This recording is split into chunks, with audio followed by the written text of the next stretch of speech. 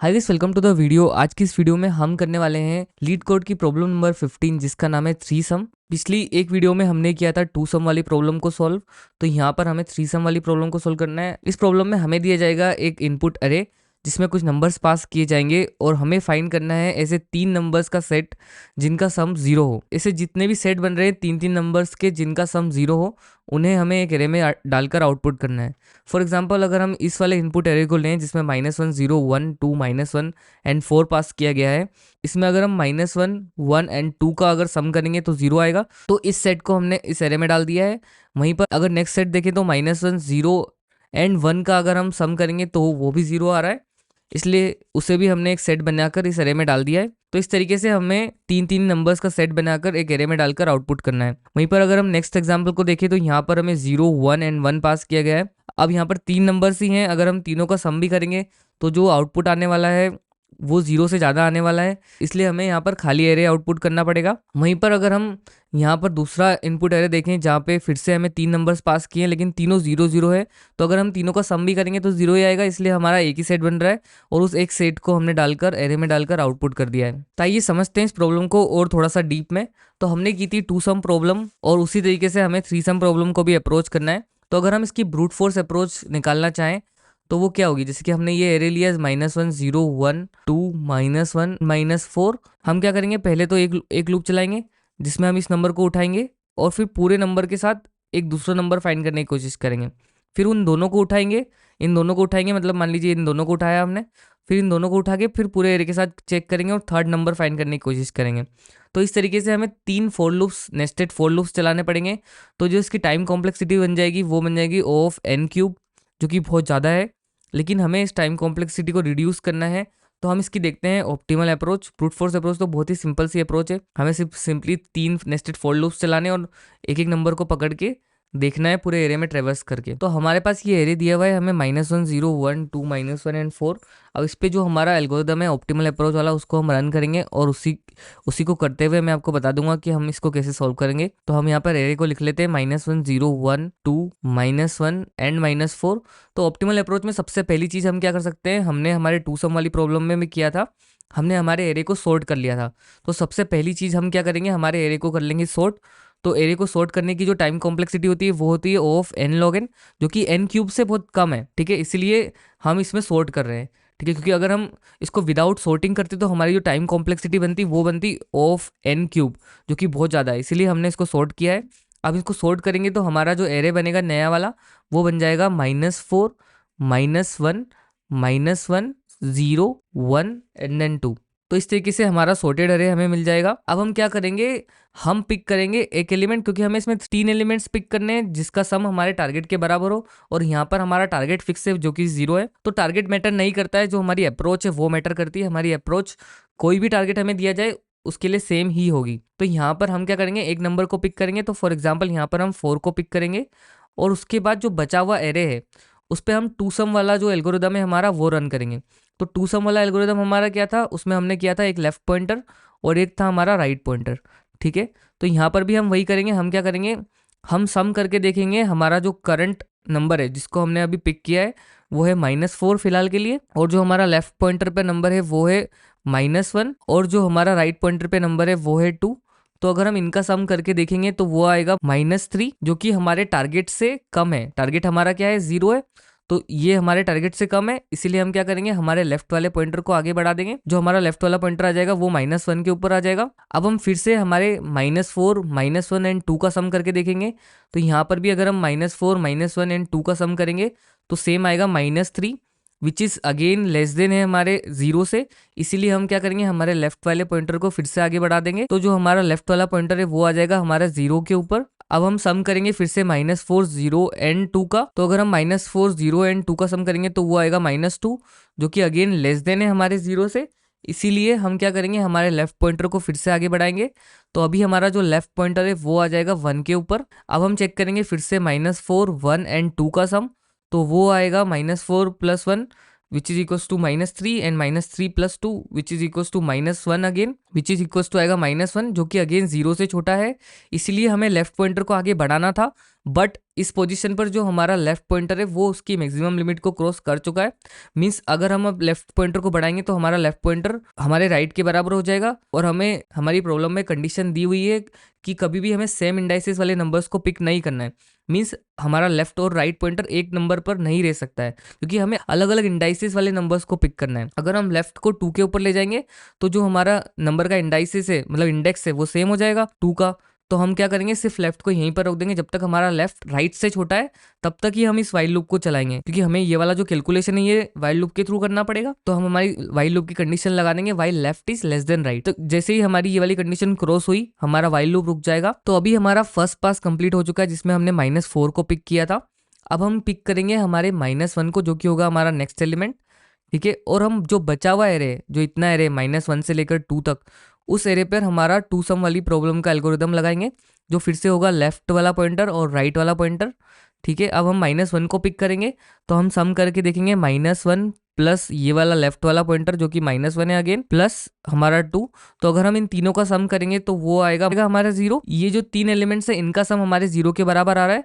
तो हम क्या करेंगे, इसको हम एक रिजल्ट अरे मेंटेन करेंगे, या फिर हम एक सेट मेंटेन करना पड़ेगा, क्योंकि ऐसा भी हो सकता है जो भी हम हमारे 3 कॉम्बिनेशंस बना रहे हैं वो रिपीट भी हो सकते हैं। इसीलिए हमें क्या करना पड़ेगा, क्योंकि हमें यूनिक कॉम्बिनेशंस ही प्रिंट करने हैं, तो हम क्या करेंगे, एक सेट मेंटेन करेंगे, सेट हैश सेट कभी भी डुप्लीकेट वैल्यू को नहीं आने देगा, ये सिर्फ हमारी जो यूनिक वैल्यूज है उनको ही रखेगा। सेट में हम इंसर्ट कर देंगे एक नया अरे जो कि होगा -1 एंड 2 के साथ, ये हमारा मेन सेट होगा। अब हम क्या करेंगे, जैसे ही हमें सेट मिल गया, तो अगर हमें सेट मिल जाता है तब भी हमें आगे बढ़ते रहना है, क्योंकि हमें जितने भी सेट हो सकते हैं उतने सारे प्रिंट करने हैं, लेकिन वो यूनिक सेट्स होने चाहिए। तो अभी हम फिर से क्या करेंगे, हमारे लेफ्ट को, अभी इस पोजीशन पर हम क्या करेंगे, हमारे लेफ्ट को आगे बढ़ा देंगे और हमारे राइट को कम कर देंगे, क्योंकि हमें हमारा सेट मिल गया है, इसीलिए हमें इन दोनों को बढ़ाना पड़ेगा। तो राइट हमारा आ जाएगा 1 के ऊपर और लेफ्ट आ जाएगा 0 के ऊपर। अब हम फिर से चेक करेंगे, -1 प्लस 0 प्लस 1 कर तो जो हमारा टोटल इन तीनों का सम आ रहा है वो भी 0 ही आ रहा है, मीन्स हमारे टारगेट के बराबर है। इसलिए क्या करेंगे, हम फिर से इस वाले सेट को हमारे एरे में, हमारे रिजल्ट वाले एरे में डाल देंगे, जो कि हमने हैश सेट बनाया है। तो ये होगा हमारा -1 0 एंड देन 1। तो हमें एक और सेट मिल गया है। अब हमारा इस पोजीशन पर लेफ्ट, अगर हम वापस से लेफ्ट और राइट को बढ़ाएंगे तो लेफ्ट एंड राइट एक दूसरे को क्रॉस कर देंगे या बराबर हो जाएंगे, और वो वाली पोजीशन हमें नहीं चाहिए। तो यहाँ पर हमारा जो वाइल लूप है वो एंड हो जाएगा। तो अभी तक का जो हमारा सेट बना है वो इतना बना है, और हम थे अभी 1 के ऊपर। अब हम क्या करेंगे, हम इस वाले -1 के ऊपर आएंगे, और जो बचा हुआ एरे उसके ऊपर हमारा लेफ्ट एंड राइट पॉइंटर चलाएंगे। तो यहाँ पर अगर हम लेफ्ट एंड राइट पॉइंटर चलाएंगे तो हमें हमारा टारगेट नहीं मिलेगा, इसीलिए फिर से हम नेक्स्ट एलिमेंट पे जाएंगे, फिर बचे हुए एरे पे चलाएंगे, फिर नेक्स्ट एलिमेंट पे जाएंगे, फिर बचे हुए एरे पे जाएंगे। लेकिन बचे हुए एरे पे जब तक जाएंगे जब तक हमारे एरे में सिर्फ 2 एलिमेंट्स बच रहे हैं, क्योंकि अगर 2 से कम बच रहे हैं तो कोई मतलब नहीं है हमारा टू सम वाली प्रॉब्लम को चलाने से। इसीलिए हम सिर्फ एरे की लेंथ -2 तक ही जाएंगे। तो इस तरीके से हम हमारी जो 3 सम वाली प्रॉब्लम है उसको आसानी से सोल्व कर लेंगे। इस प्रॉब्लम की जो हमारी टाइम कॉम्प्लेक्सिटी बनेगी वो बनेगी, सबसे पहले तो हमने एरे को सॉर्ट किया था तो हुई थी O of n log n, and then हम क्या कर रहे हैं, एक फॉर लूप चला रहे हैं और उसके अंदर एक वाइल लूप चला रहे हैं। तो जो उसकी टाइम कॉम्प्लेक्सिटी होगी मैक्सिमम वो होगी O ऑफ n स्क्वायर। हम क्या करते हैं, हमारी टाइम कॉम्प्लेक्सिटी में हमेशा मैक्सिमम वाला एलिमेंट लेते हैं। तो अभी हमारी जो मैक्सिमम टाइम कॉम्प्लेक्सिटी बन रही है वो बन रही है O ऑफ n स्क्वायर। तो जो हमारी टोटल टाइम कॉम्प्लेक्सिटी हो जाएगी इस वाली प्रॉब्लम को सोल्व करने की वो हो जाएगी O of n square. And जो स्पेस कॉम्प्लेक्सिटी बनेगी वो बनेगी O ऑफ n, क्योंकि हम एक एक्स्ट्रा स्पेस यूज कर रहे हैं एक रिजल्ट एरे के लिए, इसलिए हमारी जो टाइम कॉम्प्लेक्सिटी बनेगी O ऑफ n स्क्वायर, और स्पेस कॉम्प्लेक्सिटी होगी O ऑफ n। तो हम आ चुके हैं हमारे लीड कोड पर, और यहाँ पर हमें एक फंक्शन दिया है जिसका नाम है 3sum, और उसमें हमें एक नंबर अरे पास किया जाएगा और हमें एक 2D एरे पास करना है जिसके अंदर हम हमारे सेट्स को डालेंगे। तो सबसे पहले हमें समझना पड़ेगा, अभी हमने डिसाइड किया था कि हम यूज करेंगे हैश सेट, लेकिन जावास्क्रिप्ट में जो हैश सेट होता है उसमें अगर हम उसको एक एरे टाइप का लेंगे तो वो डीप जाके एलिमेंट्स को चेक नहीं करेगा। फॉर एग्जाम्पल अगर हमें क्या करना है, यहाँ पर एक एरे बनाना है, हमें हमारा जो सेट बनेगा वो एक एरे टाइप का सेट बनेगा, ठीक है, और उसके अंदर हमें फिर से एक एरे इंसर्ट करना है। तो जो हमारा सेट है वो जो हमारे अंदर वाले एरेज हैं उनको चेक नहीं कर पाएगा कि वो यूनिक है या नहीं है। इसीलिए हम क्या करेंगे, हैश सेट तो लेंगे बट उसको हम स्ट्रिंग टाइप का रखेंगे अभी। और आपको पता है हम यूज कर रहे हैं टाइप स्क्रिप्ट, तो इसमें हम टाइप दे देते हैं सिंपली। बाकी ये बिल्कुल हमारी जावास्क्रिप्ट की तरह ही है, और टाइप देने से ये और क्लियर हो जाता है कि हम क्या कर रहे हैं, ठीक है। और हमें जो भी एरर्स आने वाली रहती है वो कंपाइल टाइम पे ही आ जाती है। तो अभी सबसे पहले हम एक वेरिएबल बनाएंगे जिसका नाम हम रिजल्ट रख देते हैं, जिसके अंदर हम रिजल्ट वाले एरेज स्टोर करेंगे, और ये होगा हमारे सेट टाइप का और सेट होगा हमारे स्ट्रिंग टाइप का। ठीक है, तो इस तरीके से हम हमारे टाइप दे देते हैं सेट स्ट्रिंग, और उसके अंदर हम लिख देंगे न्यू सेट। तो हमारा जो नया सेट है, जो खाली सेट है, वो क्रिएट हो चुका है। अब हमारी जो सेकंड स्टेप थी वो था हमारे जो हमें इनपुट एरे दिया हुआ है उसको सॉर्ट करना। तो यहाँ पे हम सिंपली लिख देंगे nums डॉट सॉर्ट, और उसके अंदर हमें दो पैरामीटर्स होते हैं ए कोमा बी, और उनकी हमें कंडीशन देनी पड़ती है ए माइनस बी अगर हमें असेंडिंग ऑर्डर में सॉर्ट करना है तो। अब हमारी जो नेक्स्ट स्टेप है वो है हमें एक फॉर लूप चलाना है, जिससे हम एक एक एलिमेंट्स को पिक करेंगे। तो हम एक फॉर लूप चलाएंगे, उसको हम स्टार्ट करेंगे लेट आई इक्वल्स टू 0 से लेकर I less than nums dot length -2 तक। क्योंकि मैंने आपको बताया था अभी लास्ट में जब मैं प्रॉब्लम समझा रहा था, जब तक हमारे एरे में 2 एलिमेंट्स बच रहे तब तक ही हम फॉर लूप को चलाएंगे, क्योंकि उसके आगे हमें टू सम वाली प्रॉब्लम को रन करने की कोई ज़रूरत नहीं है, क्योंकि हमें ऑफकोर्स 3 एलिमेंट्स चाहिए। तो हम क्या करेंगे, I less than nums dot length -2 तक चलाएंगे, मीन्स जब तक हमारे एलिमेंट में लास्ट में 3 एलिमेंट्स बचेंगे तब तक ही हम इसको चलाएंगे। ठीक है, और अब हम करेंगे आई को प्लस प्लस, और अब हमें लेना है एक लेफ्ट पॉइंटर, तो हम बोलेंगे let left equals to i plus 1, क्योंकि जो ith एलिमेंट होगा वो तो हमारा करंट एलिमेंट होगा, और हमें उसके आगे से एरे को ट्रेवर्स करना है टू सम के लिए। तो हम let left equals to i plus 1 कर लेंगे।